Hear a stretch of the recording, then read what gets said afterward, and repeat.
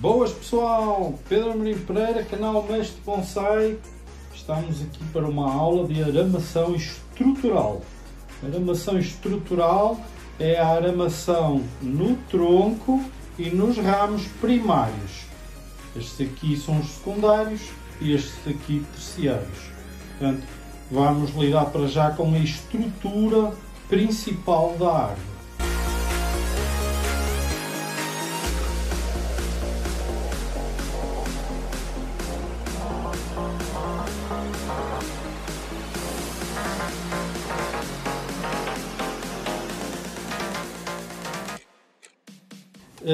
Nós temos a nossa linha de tronco e depois temos os ramos primários. Ramos primários são os ramos que saem da linha de tronco. Ou seja, tem o tronco, sai um ramo para cá, é um ramo primário, aquele é um ramo primário, ramo primário. A primeira aula em relação à aramação é como é que nós colocamos um arame preso para poder aramar o tronco. Eu vou utilizar arames que façam algum contraste com a minha árvore. Depois eu explicarei a parte dos diâmetros do arame. O primeiro passo para poder fazer uma aramação no tronco será nós conseguirmos segurar o arame. Uma das mais utilizadas é simplesmente cravar o arame na terra e depois de ele estar um bom bocado debaixo de terra, começar a parte da aramação do tronco. Outra forma de fazer uma aramação de forma a que o arame fique bastante preso, e isto serve também para fazer a aramação depois para aqui, há quem prefira fazer de uma outra forma, que será fazer uma borboleta. Borboleta será a forma que vamos dar ao arame para que ela fique presa aqui em baixo quando não existe um ponto de apoio. Eu vou fazer assim, geralmente isto é feito ao contrário, é feita a borboleta e depois de feita a borboleta coloca-se o arame por aqui fora e ele sai por aqui. Neste caso eu não quero desfazer estes meus dois pontos de apoio, e portanto vou fazer assim. Temos então aqui o nosso arame e a borboleta é algo muito simples de fazer. A borboleta é na realidade um 8. Se nós dobrarmos assim e depois dobrarmos assim, agora o que nós temos que fazer é segurar assim, fazer assim num contraste, vamos fazer assim, está assim. Se eu fizer isto assim, cruzar, agora tem esta curva aqui que eu posso cruzar, ok? Pronto.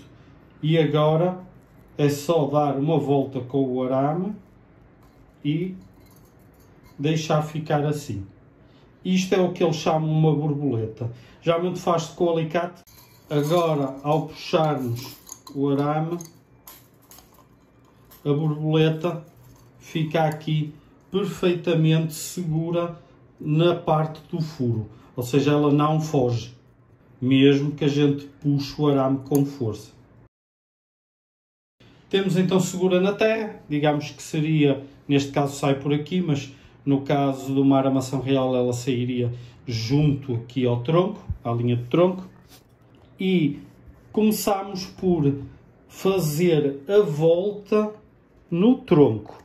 Aqui começa a nossa aula de aramação, de como é que se deve fazer. Habituaram-nos a dizer que o arame deve fazer um ângulo de 45 graus, que seria a melhor forma de fazer. Está correto? Pode-se fazer com ângulos de 45 graus, mas geralmente os melhores ângulos para se conseguir uma aramação bem eficiente será entre os 55 e os 60 graus. O que nós tentamos obter é uma aramação com ângulo constante. Continuaremos a dar esse ângulo em toda a aramação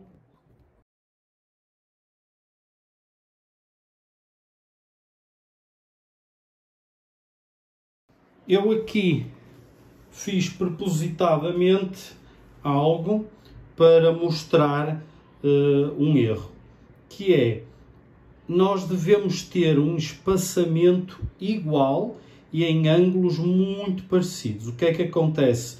Eu comecei este ângulo que estará mais ou menos correto, depois ao passar por aqui eu coloquei o ângulo, já ficou ligeiramente diferente, foi para ali para cima. E ele na realidade devia ter ido para aquele lado em cima, para acompanhar o ângulo inicial que eu fiz aqui. Depois de fazer isso, eu aramei logo para aqui. O que é que acontece?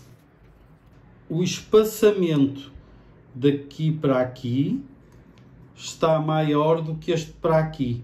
Ou seja, este espaçamento aqui é mais curto do que este aqui. O espaçamento entre eles devia de ser sempre constante e muito igual. É claro que não é preciso termos uma régua milimétrica para fazer a aramação, mas deve-se olhar e parecer-nos logo à partida que o espaçamento entre eles será sempre igual. Na realidade, aquilo que eu fiz foi, este é o maior, este é menor, depois tornei este menor e este menor, que é para vos mostrar que existe sempre alguma tendência em fazer isto. O espaçamento entre eles deve ser sempre igual.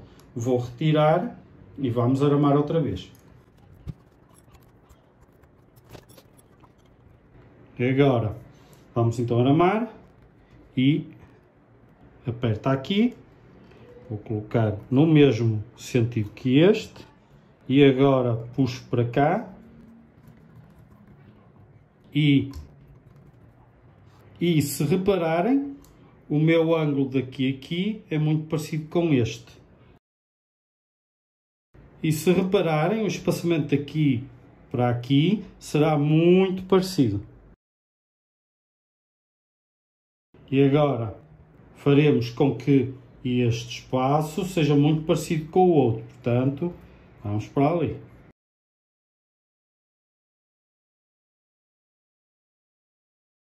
Aramar um tronco já curvo é muito mais difícil do que ter um tronco reto e fazer a aramação sempre com o mesmo espaçamento, sempre com o mesmo ângulo.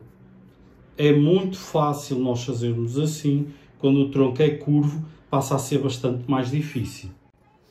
A ideia será tentarmos manter sempre o mesmo ângulo e quando há mudança de direção, é lógico que o ângulo vai parecer diferente, assim como às vezes o espaçamento. Portanto, também não entrem em conflito com vocês mesmos, porque o ângulo e o espaçamento não ficou exatamente igual.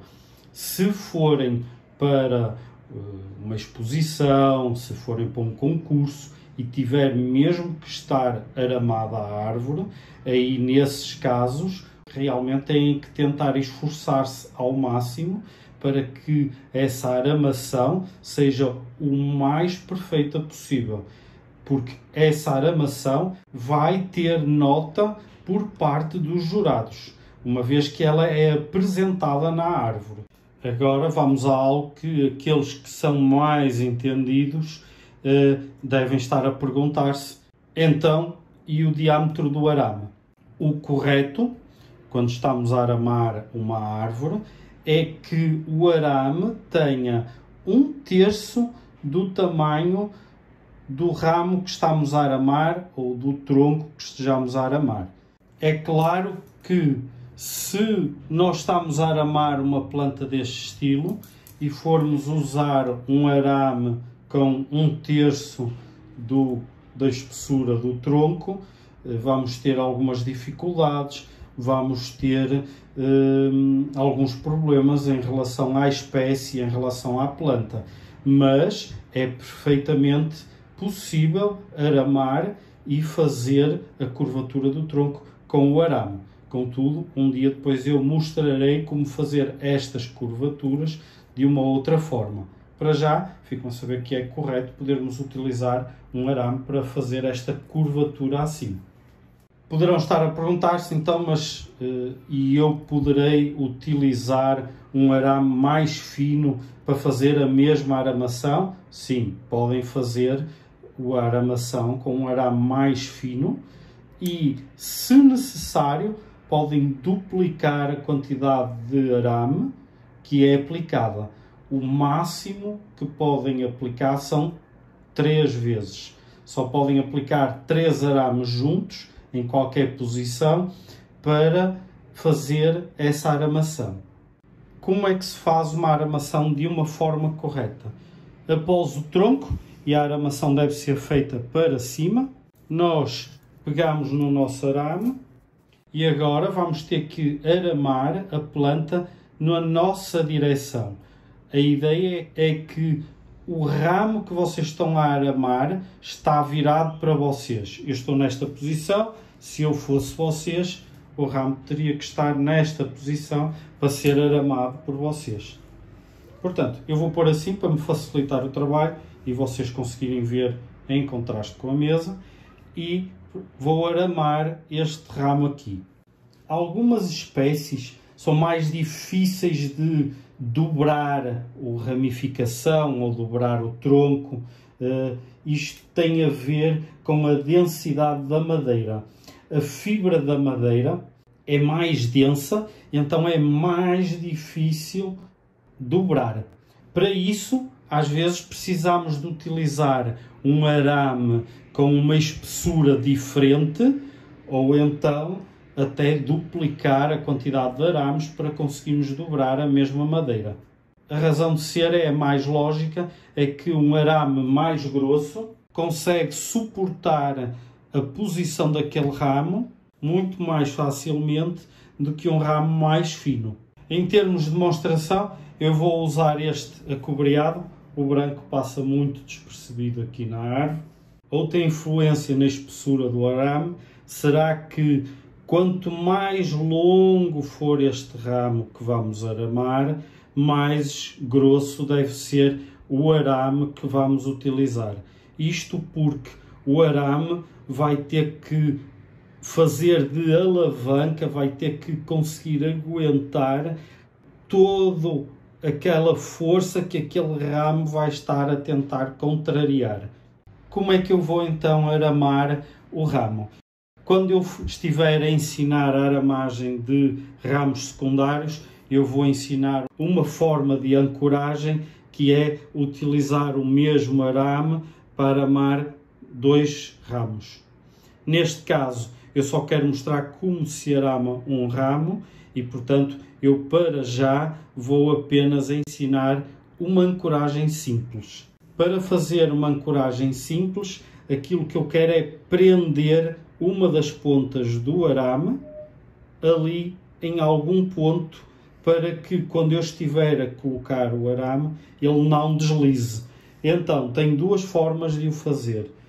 A primeira será dobrar uma ponta, fazer um gancho, engatar ali e começar a aramar, fazer a aramação a partir dali. Não é bonito, fica sempre a ver-se ali aquela parte do arame, é pouco utilizada exatamente por causa disso, porque não é bonita. Em termos práticos, é muito prático. Só quero aramar um ramo, não vou estar aqui a aramar outro ramo só porque quero aramar este. Então, esta é realmente uma forma muito prática de se prender o arame. A outra forma será nós pegarmos no arame, enrolarmos num ramo que esteja do lado oposto, de forma a ele ficar preso. Está preso? Ok. E agora começam algumas das dúvidas em relação à forma de aramar. Vamos então começar a tentar fazer a nossa aramação. Vamos passar aqui assim e parou. Como é que nós aramamos? Ele está firme, o arame, e nós queremos fazer isto de forma a que seja o mais eficiente possível. Eu fiz de propósito a passar ali atrás para mostrar algo. Se repararem, ele tem uma cruz aqui. Em bonsai, evita-se ao máximo que os arames cruzem. Isto não é eficiente, não é bonito, esteticamente fica feio e, em termos de eficácia, fica um arame a ser comprimido pelo outro e a deixar uma marca ali muito mais rapidamente. Portanto, este estilo de situação evita-se ao máximo. Vamos retirar e corrigir. Então, como é que eu posso fazer se eu tenho aquele arame ali? Em vez de passar por trás, eu vou passar na frente da linha de tronco. E vou colocar assim e enrolar no ramo do lado oposto. Ok? Agora, eu tenho o meu arame e vou colocar e enrolar no ramo que eu quero aramar. Aqui é muito importante terem atenção a algo. Quando estamos a aramar, as pessoas têm alguma tendência em se ficarem a segurar aqui atrás e depois enrolar com a mão por aqui fora. Isso não é eficiente e pode levar a pontos de tensão no ramo em que vão fazer com que esse ramo possa partir em algum ponto. Para evitar isso, deve-se segurar no último enrolamento que se fez, ou seja, nesta última curva. Eu vou segurar assim e agora vou enrolar. Agora vou segurar aqui e vou enrolar. Agora vou segurar aqui e vou enrolar. Ok? Pronto. Basicamente é isto assim. Algo importante de referir é que o arame deve ter o mínimo possível de intervalo entre o ramo e ele. Ou seja, quando nós estamos a aramar, devemos encostar bem o arame ao ramo para que ele encoste e fique firme. Ao encostar e ficar firme, estamos a evitar problemas como, por exemplo, quando estamos a dobrar o ramo, ele soltar e não ser eficiente, ou estarmos a empurrar o ramo e ele começar a ferir um ponto do ramo que está a fazer alguma fricção. Um pequeno truque que eu costumo ensinar é como é o tamanho que se corta para poder fazer uma aramação. Por exemplo, neste caso, nós podemos trabalhar, o rolo é pequenino e, portanto, eu consegui trabalhar bem com ele, mas em alguns casos é difícil. Aquilo que eu faço é, eu faço uma medição, assim a grosso modo. Esta seria a distância real, se fosse a direito. Contudo, por causa do enrolamento, aquilo que vai acontecer é que vamos gastar mais arame. Ou seja, o arame não seria suficiente se eu cortasse aqui. O que se faz é, faz-se um cálculo de mais ou menos uns 20% mais de arame e cortar-se-á aqui, que é para quando se faz aquela aramação, nós termos arame suficiente. Uma outra coisa é que nós devemos ter arame suficiente para quando estamos a fazer aqui o fim mesmo da aramação, nós ainda termos arame para conseguir curvar. Eu vou fazer uma segunda aramação paralela a esta, apenas para mostrar esse efeito.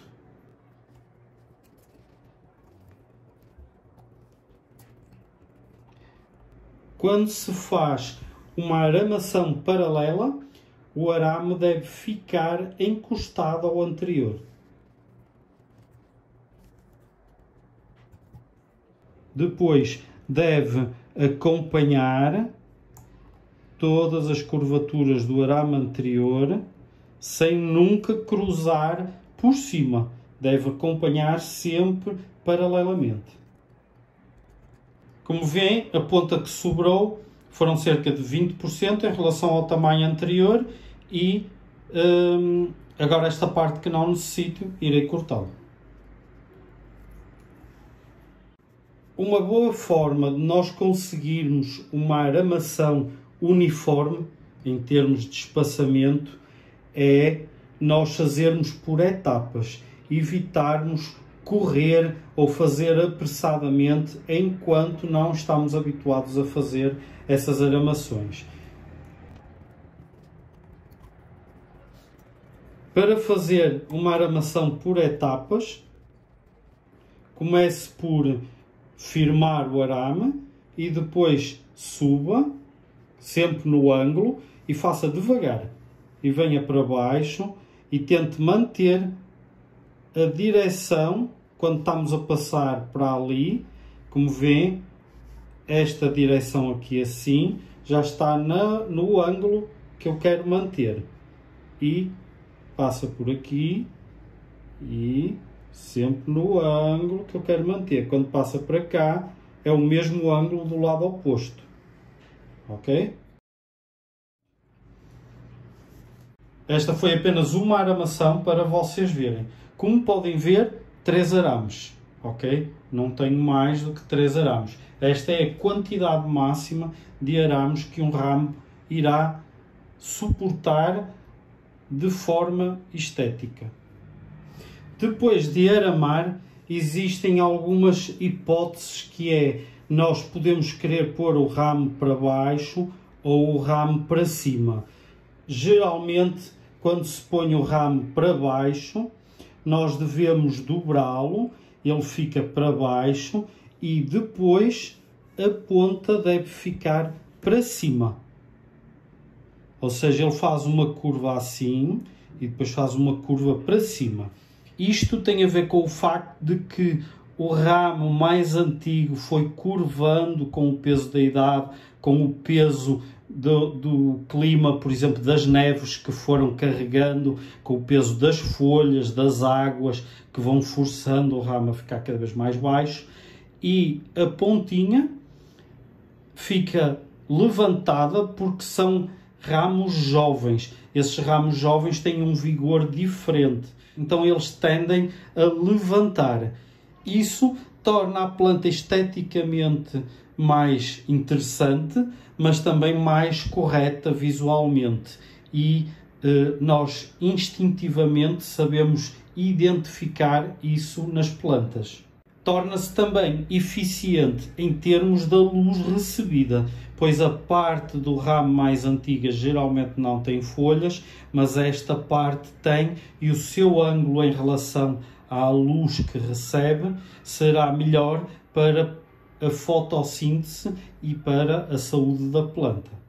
Em relação à parte de dobras e a parte de treino da planta, não tenha medo. Tem que treinar, arranje plantas, arranje ramos em que possa fazer estes treinos, dobrar, experimentar, sentir a planta. Esta é uma boa árvore de treino por causa de alguns erros que ela tem, que me permite mostrar-vos determinados pontos que são essenciais e fazem mesmo parte da aramação. Tenho uma em particular que faz parte das aulas de poda, que é poda estrutural, em que a regra principal é que se saem 2 ramos do mesmo ponto, como podem ver aqui, um deles tem que ser cortado. Ou seja, eu tenho este ramo e tenho este ramo a saírem deste ponto aqui atrás, então este ramo aqui tinha obrigatoriamente que ser podado. Ele tinha que sair, mesmo para podermos aramar de uma forma correta. Como podem ver, eu aramei, tentei ser o mais correto possível, mas mesmo assim ele estava no caminho de eu conseguir colocar o arame de uma forma mais eficiente. Estes ramos são para sair. existe uma regra que faz muita confusão a quem está a começar a fazer aramação nos bonsai, mas na realidade é muito simples, que é, quando eu estou a aramar, o arame passa por cima do ramo, ou seja, faz assim, ou passa aqui por baixo do ramo e enrola assim, ok? Ele ou passa por cima, ou passa por baixo. A regra é muito simples. Se eu quero baixar o ramo, tenho que passar por cima. Façam de conta que o arame é uma mão e empurra o ramo. Ele está por cima a empurrar para baixo. Se nós queremos levantar o arame, colocaremos por baixo e poderemos levantar o ramo. Assim, por baixo, enrolar, para podermos levantar. Eu penso que essa forma será a forma mais simples de se lembrarem como é que funciona o arame quando nós estamos a aramar. Por cima, para empurrar, o arame é a nossa mão, então empurra. Por baixo, para levantar. Ou seja, ele está a levantar o ramo. Um outro conselho é, quando nós estamos a aramar entre ramos primários, ou seja, estamos a usar o mesmo arame para aramar ramos, geralmente evita-se utilizar o ramo oposto, mas pode perfeitamente utilizar-se, ok? Aquilo que costuma acontecer é, utiliza-se um ramo que esteja do lado oposto, mas mais acima ou mais abaixo. Basicamente, o que eu deveria ter feito aqui seria colocar o arame e, para aramar aquela rama ali em cima, eu teria que vir assim e fazer aqui deste lado. Isto vai tornar a aramação muito mais eficiente, porque entre este ponto onde parte este ramo e este ramo aqui, nós temos pelo menos uma volta aqui no meio. Essa volta será uma excelente ancoragem para que o arame não se mova. Nós podemos treinar este ramo e podemos treinar este ramo sem que exista qualquer movimento. Enquanto que se estamos a usar este ramo e este ramo diretamente, como eu fiz primeiro, o que vai acontecer é que a ancoragem é boa, mas não é excelente. Ao puxarmos, este arame tem sempre tendência a deslizar um pouco, dependendo da quantidade de voltas que estão deste lado. Portanto, é muito mais eficiente fazer a aramagem entre dois pontos mais distantes, em que pelo menos exista uma volta de arame em alguma parte do tronco, por exemplo, ou de outros ramos, para conseguir chegar e fazer uma aramação que não movimente a tela.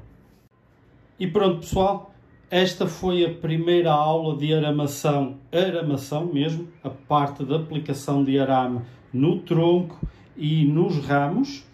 Depois, a próxima aula será entre ramos secundários, ou seja, estes ramos aqui, este é o ramo primário, estes são os ramos secundários e ramos terciários, e irei mostrar como é que se deve aramar e até mesmo podar. Isto tem a ver também com a formação daquela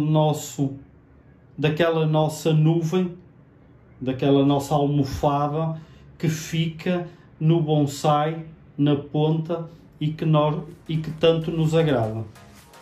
Como sempre, muito obrigado por todo o apoio, está a ser excelente.